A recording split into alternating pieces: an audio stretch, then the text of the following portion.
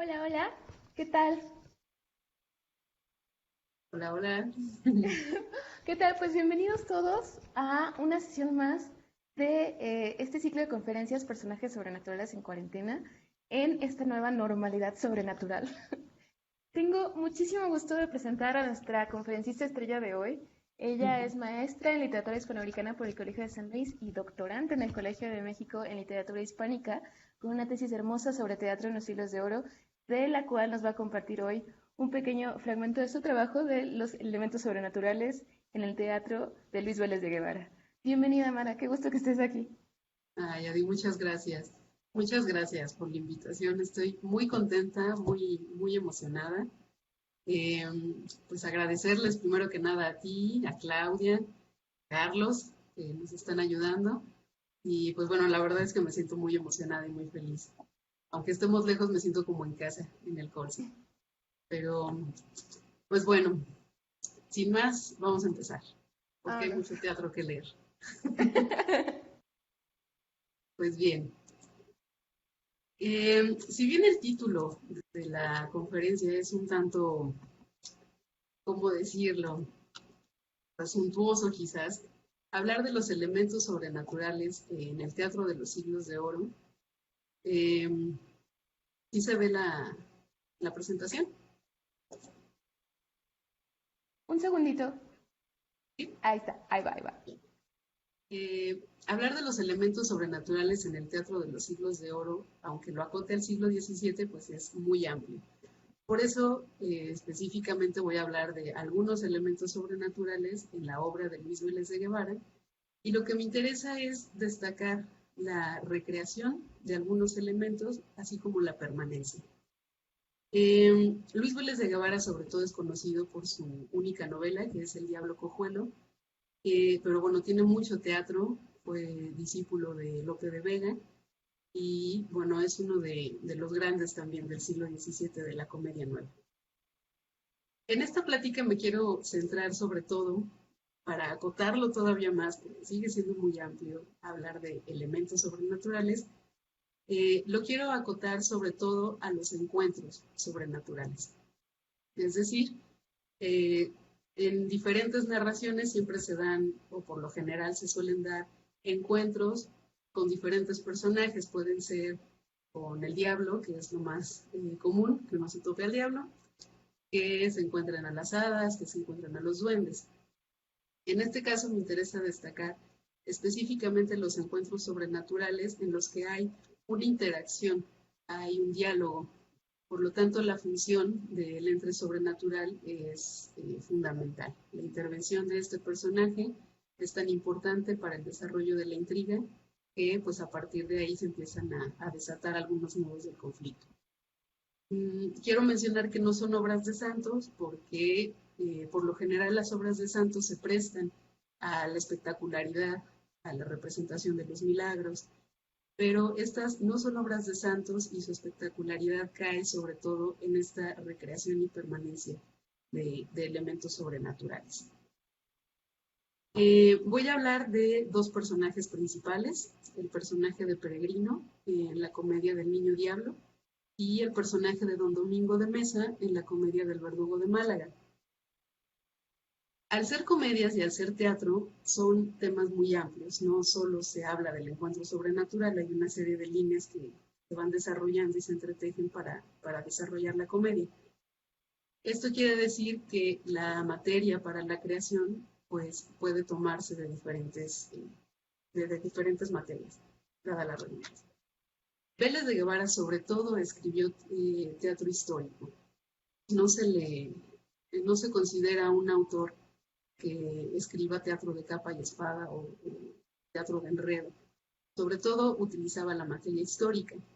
En este caso, para tenernos en un contexto de las obras y no entrar así, una de las obras, El Verdugo de Málaga, el contexto histórico es la lucha por la reconquista de los territorios ocupados por los árabes, es la época de los reyes católicos, incluso aparecen los reyes católicos al final de la obra, y bueno, está recreando al moro andalusí. Y la materia histórica de la comedia del Niño Diablo nos sitúa a finales del siglo XIII con Carlos II de Nápoles y el contexto es el bandolerismo en Italia. Esta es la materia histórica que toma Vélez y bueno, a lo largo de la comedia por supuesto que hay guiños a esta materia histórica y en algún momento pues es explícito como la aparición de los reyes. Sin embargo, pues nosotros vamos a tomar la materia tradicional, que es lo nuestro. Y desarrolla la leyenda de la mora encantada, el tesoro oculto y el tema de la plática con el difunto.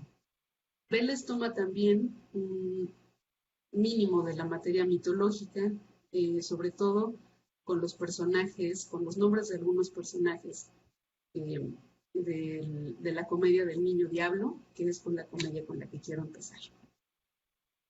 El motivo de hablar con el difunto se desarrolla plenamente en esta comedia, incluyendo tópicos tradicionales y personajes mitológicos. En este caso, empezando desde el nombre del mismo personaje que se llama Peregrino, su amada que se llama Fénix, la hermana de Peregrino que se llama Venus. Hay algunos guiños a la materia mitológica. Pero bueno, voy a hacer una muy breve síntesis de lo que ha pasado en la comedia hasta este momento, que es del que quiero tratar. Cuando Peregrino, el llamado Niño Diablo, escapa al monte junto con su amada Fénix, son perseguidos por los soldados del rey, son perseguidos por sus acciones como bandoleros, entran al monte escapando de los soldados. Es de noche y en casi un centenar de versos, Peregrino va narrando su traslado a través del monte agreste y a la vez que va caminando también en su narración nos va diciendo que hay un transcurso del tiempo. Es decir, se ve que entra en la noche y va pasando la madrugada y finalmente llegará a la mañana. Pero bueno, es simbólico también. Sin embargo, cuando Peregrino está en lo más profundo del bosque, es la noche, no hay una luna, por lo tanto es una noche totalmente oscura, y Peregrino empieza a rememorar, totalmente lleno de miedo, en una suerte de alucinación terrorífica, a todos los muertos y a todas las personas que ha asesinado. Me voy a detener en este texto porque voy a volver a él. Parece que cuando sigo alguna vereda acaso por el tiento, que al sentido se me ocurren cuantos hombres he muerto, y en el camino, sangrientos se me aparecen arrojando basiliscos por la boca y por los ojos. Apartad, fieros vestigios de las tinieblas, dejadme, ¿qué me queréis, enemigos? Los anónimos muertos, que el niño diablo parece ver en el monte, sugieren ser almas en pena, al haber muerto de manera violenta y pues al no haber tenido un sepulcro. La creencia general es que si la ceremonia fúnebre fracasa, el alma quedará en pena vagando. Sin embargo, Peregrino se estaría refiriendo a lo que parecen alucinaciones de hombres furiosos que maldicen a su asesino y que se asemejan a monstruos como los basiliscos que mencionan. Y sobre este punto voy a volver un poquito más adelante, porque si bien Peregrino va luchando con el monte agreste y, dada la oscuridad, siente que lo que lo ataca no son las ramas y las hojas, sino las almas en pena de estos fantasmas, pues bueno, él en realidad lo que está pasando es hay una agitación psíquica. Estas visiones son parte ya de una serie de sucesos sobrenaturales que ha experimentado Peregrino desde el inicio de la obra. Porque bueno, un pequeño paréntesis, Fénix, su amada, su padre la mete al convento para separarlo de Peregrino y en el convento no lo detiene y va y la busca al convento y en el convento suceden cosas sobrenaturales. Unos impulsos no lo dejan entrar, lo persiguen unos mastines negros, empieza a tener desde el inicio de la obra una serie de encuentros sobrenaturales Peregrino. Finalmente, la transición de la madrugada al alba acompaña a Peregrino, que finalmente encuentra una ermita yerta edificada en lo más oscuro del monte. Y gracias a que el sol confusamente ha salido, puede leer el epitafio de Polidoro. Vélez toma al personaje de Polidoro de la materia mitológica y cambia uno de los aspectos más importantes del relato antiguo de Polidoro, que es su tragedia. El personaje de Polidoro aparece por primera vez en las Metamorfosis de Ovidio. Voy a leer una traducción y una prosificación de Ana Pérez Vega para fines prácticos. Frente a Frigia está la tierra de los Bistones, y ahí el palacio de Polinéstor, a quien Príamo furtivamente había encomendado la crianza de Polidoro, para apartarlo de la guerra frigia. Su decisión hubiera sido sabia si no le diera también grandes riquezas que incitaran su avaricia criminal. Al ser vencida Troya, Polinéstor tomó la espada y la hundió en la garganta de Polidoro, y por ocultar el crimen, arrojó desde una roca su cadáver al mar. En el relato ovidiano, el personaje de Polidoro llega, una vez que lo arroja al mar, llega a las playas donde se encuentra Hécuba, su madre, y se desarrollaría la tragedia de Hécuba, que bueno, la desarrolla Eurípides, sobre todo centrada en el asesinato y la venganza de su hijo. También aparece el motivo de la voz del muerto para informar sobre los detalles de su asesinato. Este personaje de Polidoro también aparece en el relato de la Eneida. Sin embargo, aquí sí es más bien un alma en pena, ya que igual fue muerto a traición, no recibió sepulcro, pero lo que hace el rey, en lugar de arrojarlo al mar, en esta versión de Virgilio, lo arroja al barranco y queda en las costas, y toda la naturaleza que lo rodea se impregna de su sangre. Por eso cuando llega Eneas y su tripulación a las costas, y Eneas quiere arrancar verdura para abastecerse, esta verdura sangra. Me voy a permitir leer un pedacito de esta escena porque además es muy importante. Para cubrir las aras de verdura, llevarme quise las hojosas ramas, masó prodigioso, horrendo, inconcebible, del arbusto primero que desde rompiendo eran corruptas gotas sanguíneas maculando el suelo. Frío horror me sacude, y en las venas me hiela la sangre. Otro pimpollo por penetrar la causa del misterio me propongo arrancar. De la corteza corre otra vez la sangre gota a gota. Es importante destacar el elemento folclórico detrás de este relato, es decir, la del niño o la niña asesinada que cuenta su historia cuando alguien intenta cortar la planta, ya sean las plantas que han brotado de su cuerpo o el instrumento que quien haya cortado la planta hace y al tocarlo revela el asesinato. Es decir, el tema del infanticidio está presente en este relato, que lo tenemos desde la época antigua hasta la actualidad. A la actualidad y en América hay muchas versiones y variantes, como el cuento de la flor maravillosa, el indio azul, que escribió Fernán Caballero. Estos títulos de aquí abajo, la flor de Liliolay, Lirulá, Lililá, tienen múltiples variantes y desarrollan este mismo motivo de el niño o la niña asesinada por la codicia de sus hermanos. La restitución del orden se da por medio de la planta de la tora.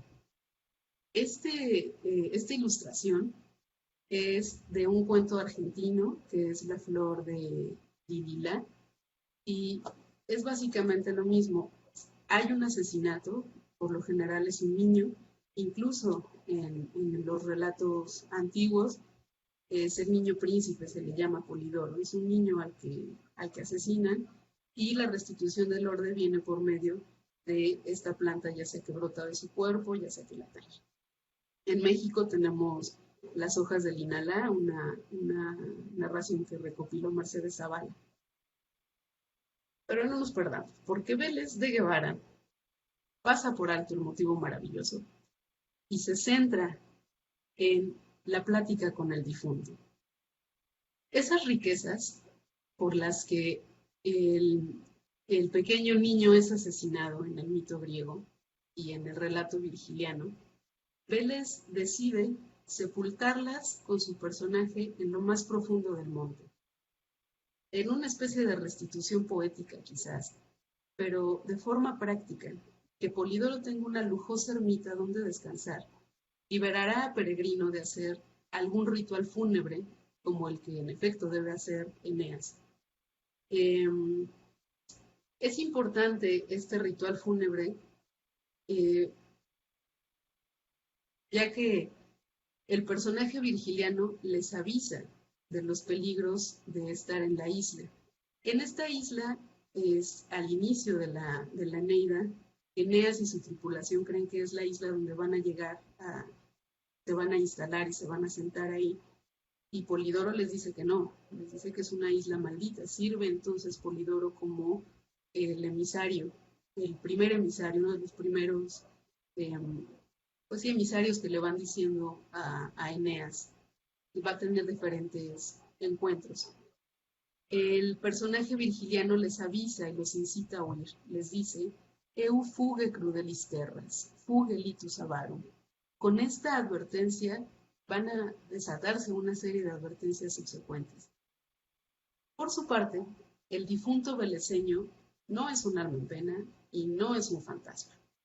Nosotros nos enteramos de quién es el personaje de Vélez de Guevara y cuál es su importancia gracias al epitafio, que dice, aquí yace Polidoro, que después de haber servido a su rey de capitán de caballos 35 años, tomó contra el mundo esta ermita por asilo, y acabando felizmente en ella, habiendo vivido otros 30, con sus armas mandó en este sitio enterrarse, donde aguarda la trompeta del juicio. Los elementos que comparte el Polidoro mítico con el veleseño, si bien son mínimos, pues este Polidoro vivió 60 años, decidió dónde iba a ser enterrado y bajo qué condiciones. Es decir, todo lo contrario de lo que le ocurre, toda la tragedia que le ocurre al Polidoro antiguo. Sin embargo, no es gratuito que el emisario veleseño se llame Polidoro, ya que su función es la misma, es servir de oráculo, en este caso Peregrino, ya que su encuentro tendrá una relevancia para el resto de la obra. Y este es el encuentro de Polidoro con Peregrino. Peregrino ve y dice, el mármol han levantado, cuya extrañeza estremece, y del sepulcro parece que sale un difunto armado. Sale el muerto. Ya estoy aquí, ya te veo. ¿Atreverásте a bajar conmigo a mi sitio y dar audiencia a cierto deseo que nos importa a los dos? ¿Por qué no? Dame la mano, toma. No hay furor humano a los impulsos de Dios. Del propio temor vencido el recelo vence en mí. Entremos, yo voy tras de ti. Bravo valor has tenido. Y así cierra la segunda jornada. Esta obra se caracteriza sobre todo porque los secretos que Peregrino va descubriendo los descubre junto con el público y junto con la audiencia, y eso es muy interesante. Aquí no sabemos qué es lo que le dice Polidoro a Peregrino hasta el final de la obra. La intervención del personaje marca el rumbo de la vida de Peregrino, quien sale del sepulcro totalmente fuera de sí y decidido a dar satisfacción a los cielos con penitencias notables, después de haber sido un bandolero y haber hecho destrozos por todo el lugar. Cambia también a partir de esta plática el rumbo de la obra, ya que se desatan los nudos del conflicto, porque más adelante sabremos entonces que Fénix, esta dama por la que se ha vuelto bandolero y enemigo de su padre, es el mismo diablo encarnado. Pero eso lo sabremos casi al final de la obra. El encuentro con un alma que busca dar aviso o solicitar alguna audiencia es un motivo tradicional en múltiples relatos y tiene muchas perspectivas y variantes. Platicar con un difunto, que no es igual que con un alma en pena, el difunto puede servir para revelar tesoros, para revelar secretos, para dar respuesta a enigmas, para indicar el camino a casa. En este caso, el difunto veleseño, al final sabemos que le dice que él va a pelear contra turcos y africanos. Esa es su misión. Ese es el lugar donde debe canalizar su energía. La importancia del encuentro sobrenatural es justamente que cambia la conducta de Peregrino.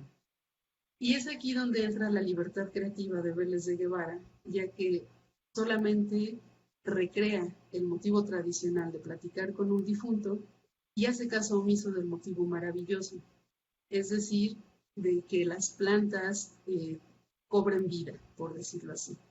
Sin embargo, cuando Peregrino va subiendo el monte y se le figuran los basiliscos y los monstruos, podría ser un guiño de una reminiscencia del relato antiguo, pero no lo sé, esa puede ser una mera conjetura. Lo que me interesa aquí mostrar es la libertad creativa del poeta, las libertades que se tomaba Vélez, no solo con la materia histórica que manejaba a su gusto, sino también la libertad creativa de recrear motivos y temas tradicionales, como es este caso. Esta es la parte que quería destacar de la recreación. Me gustaría hablar ahora de la siguiente obra para poder destacar la permanencia. En la comedia del verdugo de Málaga estamos ya en otro contexto. El personaje principal es don Domingo de Mesa, es hijo de don Juan de Mesa, y pues don Domingo es un pillo que ha tenido 1000 pendencias, que vende y malgasta la hacienda materna, que acuchilla a quien le afrenta. Sin embargo, durante la primer pelea que tiene con su padre, que abre la primera jornada, don Domingo le confiesa a su papá que él quiere ser labrador, que quiere ejercer ese ejercicio bizarro, es decir, que ya no quiere ser un pillo. La respuesta del padre Hidalgo a su hijo descarriado es heredarlo en vida y le ofrece por hacienda una enorme casona ubicada de Málaga a 4 leguas a la parte de Levante, en la que hay abundancia de viñas, en la que hay muchos olivos, en la que por estar cerca del mar hay mucho pescado. Es decir, es un lugar que se presta para la prosperidad. Sin embargo, don Juan le advierte a su hijo: esto es lo bueno que tiene, pero ahora, hijo, resta que lo malo y los peligros que en ella se han visto sepas. Esta es fábrica de moros, cuyas levantadas piedras puso en nombre de Mahoma un sultán Selim de Ceuta. Ganaronla tus pasados, cuya sangre en sus saetas fueron rubíes esmaltados, que en dichos templos cuelgan. No hay quien se atreva a habitarla, porque en llegando a sus puertas, oyendo medrosos aullidos y gran topel de cadenas, y si es de noche parece que no hay piedra sobre piedra, y que en sus senos habita la infernal morada eterna. Con esta tirada de versos se perfila la leyenda de una casa o una torre encantada debido a su origen pagano. Cabe recordar aquí que los moros, digamos, tradicionales, no históricos, se les vincula con la creación de accidentes geográficos o con la construcción de diferentes megalitos. Es decir, la idea del moro constructor es algo que ronda ya desde este inicio en la leyenda que le está contando don Juan a su hijo. Por su parte, es muy probable que este sultán Selim de Ceuta sea el sultán otomano Selim II. Este puede ser un guiño a la guerra de Lepanto. Y bueno, un dato biográfico de Vélez, que nunca pudo tener carrera militar, en muchas de sus obras siempre sale a relucir o un soldado o alguna guerra importante, y pues no deja de sentirse que lo narra con anhelo, porque no pudo nunca tener una carrera militar que la deseaba además. Pero bien, aquí hay un poco de historia de lo que es también esta construcción. Al narrar la historia de la casona y destacar que en nombre de Mahoma se construyó, y a pesar de que se arrebató por el linaje de los Mesa, pues guarda algún encanto. Calificar de infernal morada al caserío, debido a los ruidos y a los aullidos, Es una forma de destacar lo sobrenatural del espacio, pues al maximizar estas apariciones sonoras, como les llamaría Adriana Guillén, incrementa el terror y se destaca así que el espacio está encantado. Además, el sonido, eh, recordando que es teatro, finalmente es una manera también de envolver al público en el ambiente de terror que quiere generar la leyenda. Y se vuelve un tópico hablar de los ruidos que hay en la casa. El padre de Domingo, prosigue con la advertencia e inserta otros personajes que complementan la historia del lugar. Unos dicen que hay un mago que los demonios sujeta con palabras y conjuros, a quien todos reverencian. Otros que es una mora encantada, que por Selín de Persia vino por su mucho amor a darle muchas riquezas, y que hay dentro un gran tesoro, cuya espantosa grandeza se guarda para quien diere fin a su encantada fuerza. El carácter tradicional de lo que está contando don Juan a su hijo es evidente al comenzar su relato con unos dicen y otros cuentan, y se destaca, por un lado se puede destacar la oralidad característica de las narraciones tradicionales con estos inicios, y por otro, esta peculiaridad del anonimato que finalmente da autoridad a la narración. Con estos versos se estarían sugiriendo 3 leyendas reunidas en una sola torre. La leyenda del mago o el nigromante que la habita, la leyenda del amor encantada y la leyenda de un tesoro oculto. Don Juan de Mesa es conocedor de los rumores que rondan su propiedad y de lo que se cuenta de la casa, mas Domingo y su lacayo Bonete, al que le llaman la Malacuca, sufrirán una serie de peripecias en la torre que confirmarán su encantamiento. En la primera noche que pasan en esta torre encantada, sufren una serie de peripecias, ven un bulto negro con unas cadenas que se arrastran, escuchan cada vez más ruidos, la escena empieza a descontrolarse y se sugiere una escena de entradas y salidas en las que don Domingo y su lacayo están buscando la visión y entran y salen. De hecho, la acotación dice: salen 2 túnicas negras y hachas encendidas y un león en medio. Y prosiga Domingo. Lo que don Domingo prosigue, bueno, antes de esto, perdón, me voy a regresar un poquito. La escena sugiere una entrada, un juego de entradas y salidas que terminan con la siguiente acotación. Sale de un lado un hombre con una túnica y cabellera negra, y este lado un palmo levantado de tierra. La acotación aquí es importante porque nos ofrece información no solo para el montaje escénico, es como decirnos cómo estaba el suelo, las tablas para recrear la dimensión, sino justamente eso, que se sabe que las apariciones suelen ser descomunalmente altas y buscan recrear esta escena. Al final de la primera jornada queda nuevamente en suspenso con este cierre. Éntrase por una puerta y salen otra vez la visión, que volverá a estar en el lado y en medio de la tabla se volverá un demonio. Domingo dice: por acuesta cueva baja, Bonete, fuego por la boja roja. Domingo, no temas, sigue mi calle. Aún después, mucho después, ya no se retoma estas visiones, ya sea del demonio o ya sea del bulto negro que arrastra cadenas, no se vuelve a retomar, porque son parte de las industrias de la mora encantada, porque en efecto, Domingo descubrirá la cueva donde habita la mora y romperá el hechizo.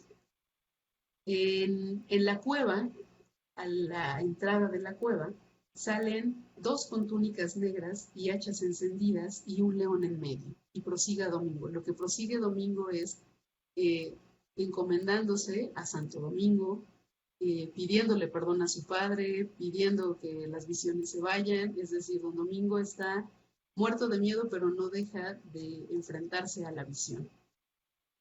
Empieza a dar de cuchilladas al león y éntrase, es decir, llega a otro lugar y descubre una cortina donde estarán joyas como de tesoro y una mora que es la encantada.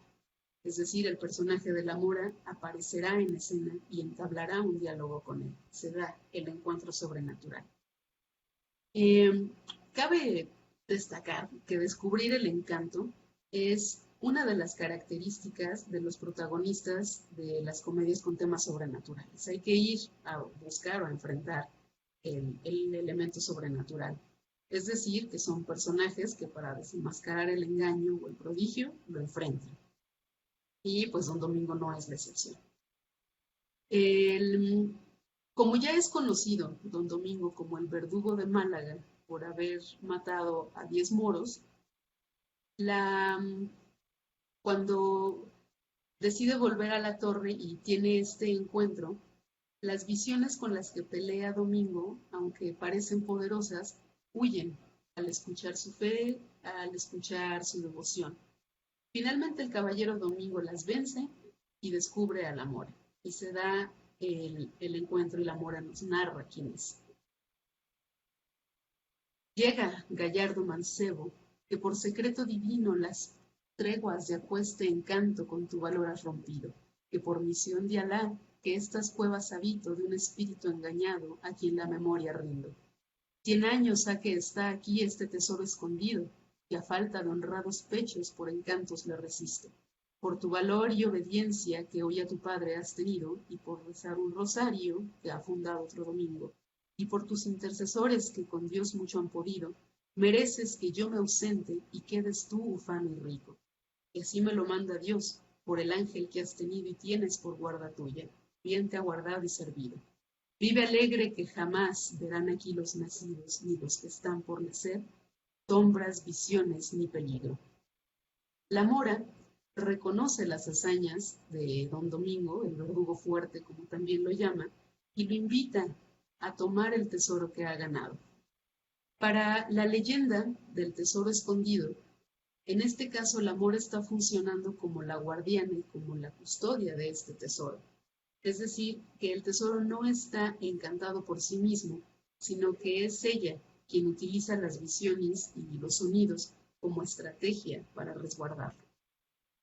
Las virtudes que Domingo muestra como la obediencia y como la devoción, así como la protección divina, ayudan a que el héroe se vuelva merecedor de este tesoro, porque además lo necesita, porque cabe recordar que como era un pillo, pues deshonró a una mujer, que no es gratuito que se llame Aldonza, y pues ahora vive en la casa de su padre, está esperando a Aldonza, a Don Domingo en la casa de Don Juan, y por lo tanto esta hazaña, no solamente el tesoro es merecido por la hazaña, sino por la necesidad que aqueja a nuestro personaje. Luis Vélez de Guevara está tomando varios elementos de una leyenda ya conocida en su tiempo, que es la leyenda del amor encantada, cuya referencia, y no se puede pasar por alto, se encuentra en el prólogo del Tesoro de la Lengua de la pluma de Sebastián de Covarrubias. Por conformarme con los que han hecho diccionarios copiosos y llamándolos tesoros, me atrevo a usar de este término por título de mi obra. Pero los que andan a buscar tesoros encantados suelen decir fabulosamente que, hallada la entrada de la cueva donde sospechan estar, les salen al encuentro diversidad de monstruos fantásticos, a fin de les poner miedo y espantarlos para hacerlos volver atrás, amenazándolos un fiero jayán con una desaforada masa, un dragón que echa llamas de fuego por ojos y boca, un león rabioso que con sus uñas y dientes hace ademán de despedazarlos. Pero venciendo con su buen ánimo y con sus conjuros todos estas fantasmas, llegan a la puerta del aposento, donde hallan a la mora encantada en su trono, sentada en una real silla y cercada de grandes joyas y mucha riqueza, la cual, si tiene por bien les dejar sacar el tesoro, van con recelo y miedo de que en saliendo fuera se les ha de convertir en carbones. Yo he buscado con toda diligencia este tesoro de la lengua castellana, y lidiando con diferentes fieras, que para mí y para los que saben poco, tales se pueden llamar las lenguas extranjeras. En los diferentes elementos de la extendida creencia sobre los tesoros encantados están presentes ya en las palabras de Covarrubias, como la entrada a la cueva, los monstruos fantásticos, las joyas y la riqueza, y claro, la mora encantada. Todas las cursivas son destacados míos. El oro puede volverse carbón aún después de que el buscador pase varias pruebas. Al parecer está relacionado con el ser merecedor de dicha recompensa y quien decide que la recompensa sí la merece la persona, suele ser el animal donante o la persona donante o en este caso el adversario, en algunos casos el adversario. En este caso es la mora. Y es aquí donde me interesa destacar la permanencia de la leyenda, ya que las características de este personaje, de la mora, aún se encuentran en la tradición española actual. Se les suele representar como hilanderas o como moras que llevan una gran piedra o como mujeres que están amamantando un niño o llevando cestas de comida o peinando sus cabellos. Son tan extendidas las leyendas de las moras que se relacionan con estos accidentes geográficos que mencionaba, que hay un sinfín de grutas que se llaman las grutas de la mora encantada, la cueva de la mora encantada. Es decir, es una tradición viva en España que sigue generando leyendas. Me llama mucho la atención que la leyenda actual cuenta con sus variantes, claro, de manera muy general, que un gran jefe árabe ha prometido a su hija a un moro en matrimonio, pero esta chica se enamora de un cristiano humilde, es un amor prohibido, los jóvenes se ven a escondidas, cuando el padre se da cuenta, en algunos casos maldice a la hija y la mantiene encerrada hasta que muera y su alma se mantiene en el lugar. Cuando la encierra le suele dar alguna especie de objeto valioso, puede ser un espejo, puede ser un peine, puede ser un cofre, es decir, la dota de alguna riqueza que la mujer resguarda. En otras versiones, que es la que me llama más la atención, el personaje de la mora, el padre la maldice y a ella y a sus damas las convierte en pequeños, a ella en una gallina y a sus damas en pequeños polluelos. Algunas versiones dicen que aparece peinando sus cabellos con el peine de oro o de plata y cuando aparece como gallina suele aparecer en las noches de San Juan. La noche de San Juan, la mágica noche de San Juan, en la que suelen aparecer no solo la mora encantada, sino muchos otros entes sobrenaturales, pues nos muestra también la reminiscencia de la tradición. Me parece muy interesante aquí porque me hizo pensar que esta tradición entonces de la gallina, ya sea la gallina con sus polluelos o la gallina que da riquezas, está también presente en la tradición americana y me hizo recordar un par de relatos que me contaron en campo sobre este animal donante. Recuerdo que me contaron también la permanencia, la permanencia de esta leyenda, la puedo ver con la relación de los polluelos con el oro. Este pequeño fragmento me lo contó mi tío abuelo. Mi papá contaba que de aquel lado del templo salía una gallina con pollos y que allí andaba el corredero de pollos chiquitos, en la madrugada, a deshoras de la noche. Es riqueza para quien lo agarre. Otro relato que también me contó un tío abuelo me decía que de aquel lado de la casa tengo una cerca y que veo una pollita que brota, así. Se sube a la cerca y dije, ¡ah, qué polla tan bonita! Cabecita, su piquito y las patitas como de oro. Cuando volví para atraparla ya no la alcancé. Me remitió a estas leyendas el agregado de la leyenda del amor encantada. No sé si llamarlo agregado, si es lo correcto, pero que la leyenda, una leyenda que está desde antes de los tiempos de Luis Vélez de Guevara, que en el tiempo de Luis Vélez se vuelve muy popular justamente debido a la situación, acababan de expulsar a los moros, hay una situación histórica cerca, se, se sigue recreando la leyenda, permanece en la tradición. Y nosotros en este lado del mundo tenemos ciertas reminiscencias de las leyendas que relacionan a las aves con la riqueza.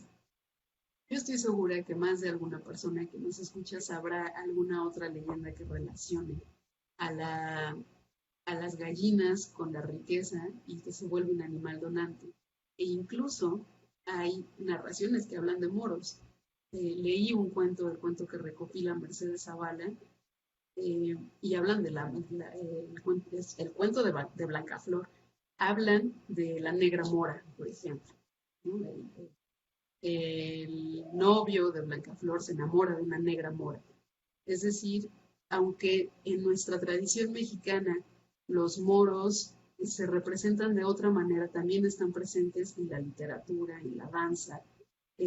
La tradición morisca sigue también en la tradición mexicana. Y bueno, a mí lo que me interesaba en esta breve plática era presentar de Guevara están presentes estos elementos tradicionales, sobrenaturales, y cómo el poeta se da la libertad creativa de recrearlos totalmente, como lo hace con su Polidoro, o de tomarlos casi al pie de la letra, como ocurre con esta leyenda del amor encantada. Y pues espero que haya sido de su agrado esta breve plática. Muchas gracias. Ay, Mara, estuvo preciosa. Muchísimas gracias por compartir toda esta valiosa información y cuentos y leyendas tan bonitos. Gracias. Y la verdad, yo no conocía tanto cuál es la relación entre los moros y todo lo sobrenatural. Tenemos una pregunta. ¿Tú dirías que entonces la mora sería como una especie de hechicera? Yo creo que sí.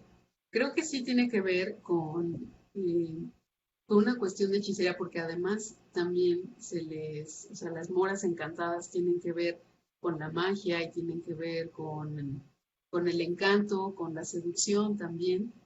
Creo que podría ser una hechicera y al parecer, no sé, quizás en la obra es ella la que está encantada. No, no lo sé, o sea, no, no lo sé. No sé si realmente sea una hechicera o si sea su propio encanto lo que hace que pueda generar las visiones, ¿no? Claro. Sí, no estoy segura.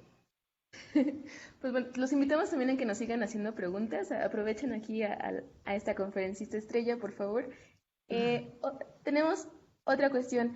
Dijiste que nos ibas a comentar, si podías ahondar un poquito más entre esa relación entre los fantasmas y el diablo.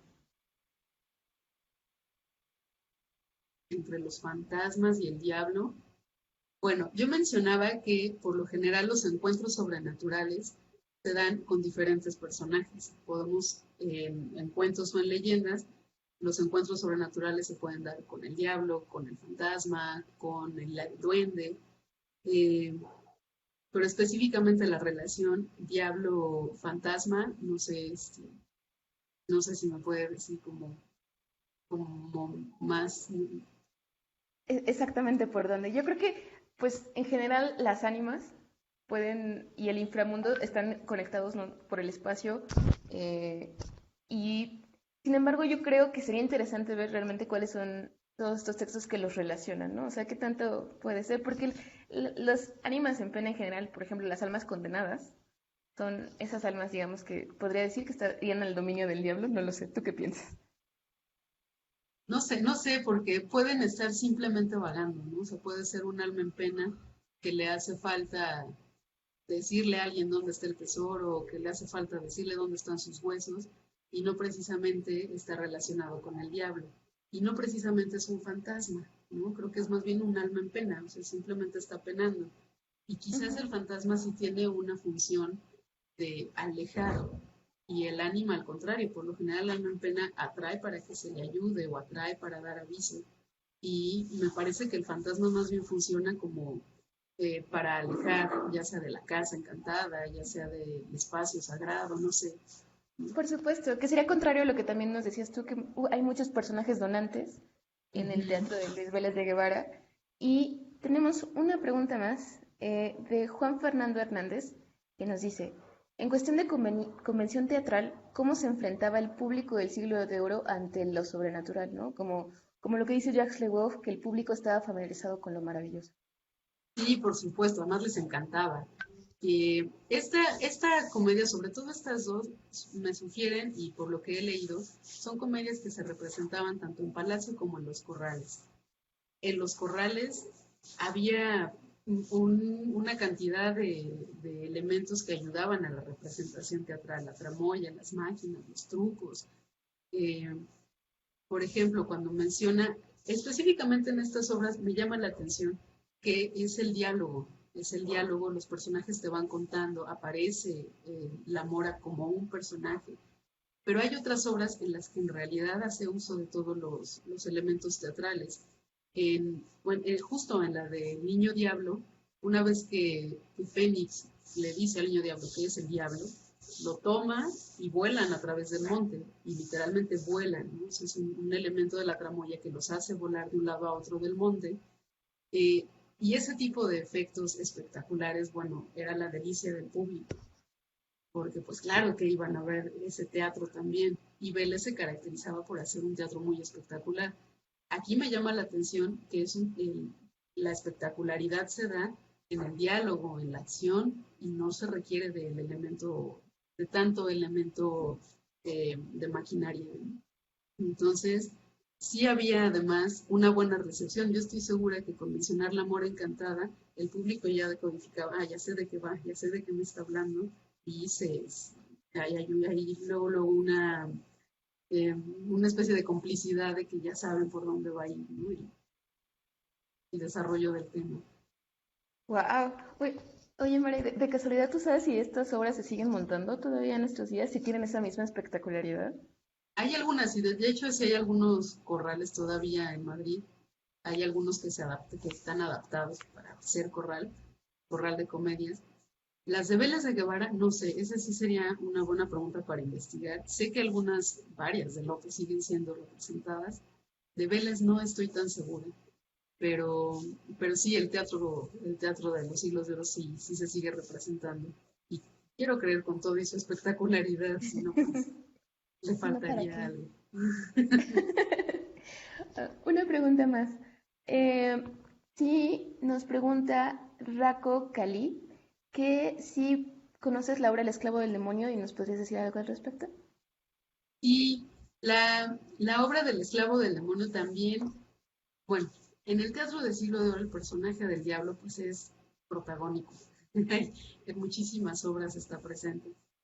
Esta obra del esclavo del demonio de Amezcua tiene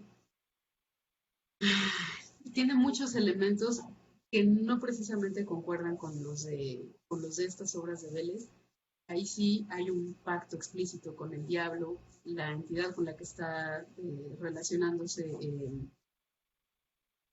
Ay, se me fue el nombre del protagonista, con el que se está relacionando.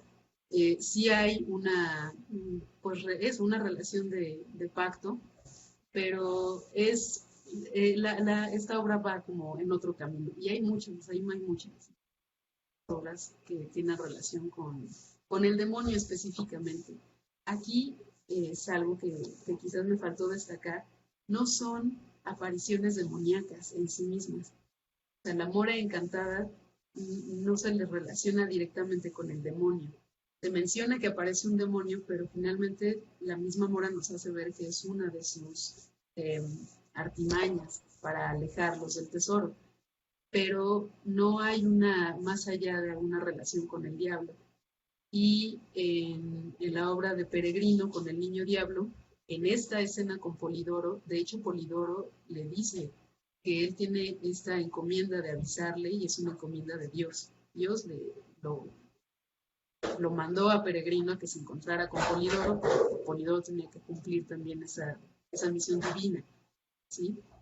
Entonces no hay aquí contacto todavía con el diablo, ¿no? En El Niño Diablo más adelante lo habrá, ¿no? Pero en El Verdugo de Málaga no. Ok. Nuestra siguiente pregunta viene de Katy la Bruja. Tiene que Ay, qué ver, bonito. tiene que ver la influencia de infundir temor y acercamientos religiosos al catolicismo en España. Sí, claro. De hecho, estas obras, si bien no son de santos, como les mencionaba, que pues, las obras de santos o las comedias a lo divino, pues claramente tienen que encaminar al público hacia la fe religiosa, hacia la fe católica. Eh, Estas obras se les llamaría a las dos, se les podría decir que son de mocedad.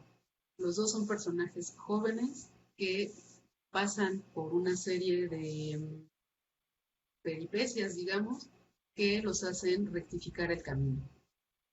Sobre todo en la de Niño Diablo, Peregrino, eh,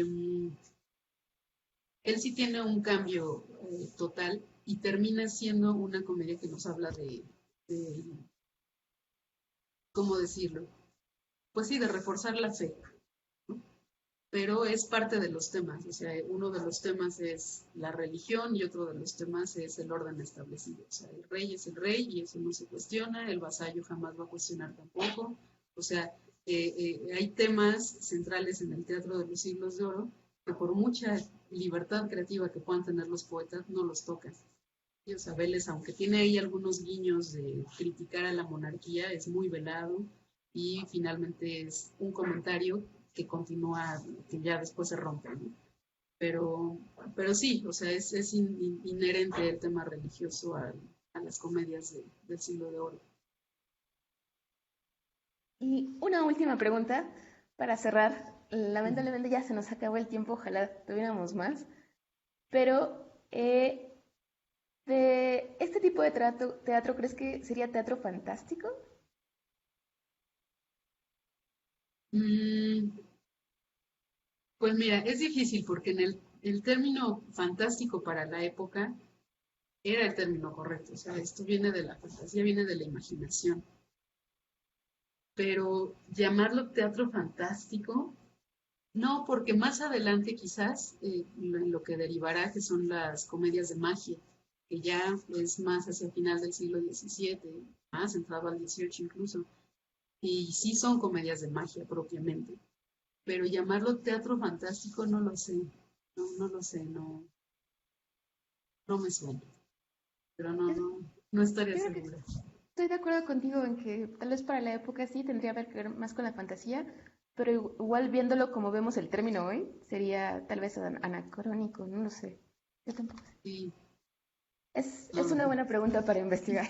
sí, Pues sí que muchas lo gracias, es. Mara. De verdad fue un placer que estuvieras aquí, que nos platicaras tan rico y tan padre de los siglos de oro para que conozcamos a este autor. Quienes lo conozcan se animen a leerlo, a buscar obras A buscar este, obras. que se presenten en estos días. Y pues, ¿tienes algunas palabras finales? Eh, pues bueno, que estos textos que presenté ahora en realidad es solo una parte de todo el desarrollo de la comedia, porque bueno, tiene muchas líneas de las que se puede hablar también de la relación padre-hijo que está presente en las dos comedias, de la relación también con la autoridad. Es decir, pues son comedias extensas en las que se puede sacar, tienen mucha carnita por todos lados, pero bueno, yo me centro en la parte sobrenatural y pues yo nada más invitaría que si alguien conoce más leyendas que puedan relacionarse con ello, pues me encantaría que me las comentaran, hacer trabajo de campo virtual para, para enriquecerlo, porque finalmente lo que me interesa destacar es la permanencia de la tradición, de que sean los siglos de oro y que se esté buscando una renovación en el teatro y se vuelve profesional, pues no dejan de tomar muchos, todos los actores del siglo de oro de la materia tradicional. Me parece muy importante destacar cómo la retomaron. Por supuesto. ¿Hay algún lugar en especial donde puedan contactar, Mara? Eh, pues por Facebook, Alejandra Camacho, o por Instagram, Juan Mara, pues por ahí ando.